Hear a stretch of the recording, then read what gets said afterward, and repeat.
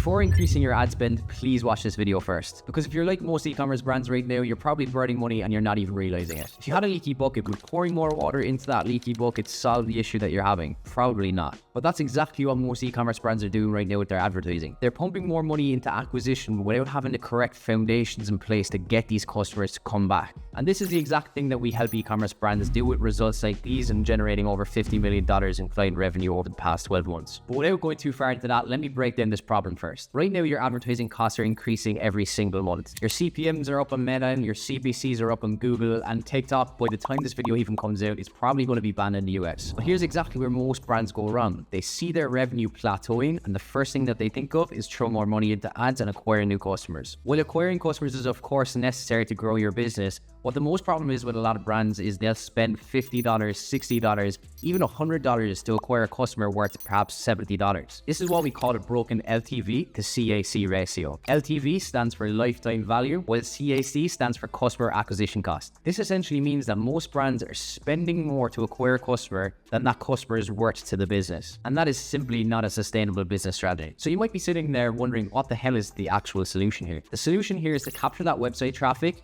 turn them into your email list, and then eventually convert them to a customer. And once they become a first-time customer, get them to come back a second, third, fourth, and fifth time. And the very first step of this solution includes setting up a high-converting pop-up form on your website. The thing here is that every single website visitor that doesn't get captured as an email, you essentially have to pay to get their attention again. But once you have that email, you own that relationship. No algorithm changes, no rising CPMs. But it's crucial to remember that it's not just about getting emails for the sake of it. And of course, you want to maintain high subscriber quality. So that means not simply defaulting to offering 20% off in your pop-up if it does kill your margins. The second step is you need a foundation of email flows. And these are literally your 24/7 sales team. They never sleep, they never take breaks, and they're always working for you to convert browsers into buyers, turn first-time customers into repeat customers, and of course bring back dormant customers. At a very minimum, you need a welcome series that converts, an abandoned cart flow that works, a post-purchase sequence that drives that second purchase, and a browse abandonment that captures that intent. Get these flows right and nail them, and you're going to build a system that turns people into repeat buyers automatically. The third and final step is that you're going to need a consistent stream of communication through email campaigns. But it's not just bombarding them with sales and promotions, it's more so about providing value-driven content. This could include educational content about your products, behind-the-scenes looks at your brand, customer success stories, and of course valuable tips and insights. The thing is, when someone is ready to buy in your category, you want to be top of mind. And this is achieved through a consistent sending schedule. From our experience at our agency, we've generally found that sending 3 to 4 campaigns per week is the optimal sending frequency. Once you have this solid foundation in place, something absolutely magical happens. Your customer lifetime value increases, your customer acquisition costs become more sustainable, your revenue becomes more predictable, and then you can start scaling your ad spend. Because you're not just filling a leaky bucket, you're building a real sustainable business. Now the thing is, implementing all of this stuff takes a lot of time and resources. So if you don't really think that you have the in-house expertise,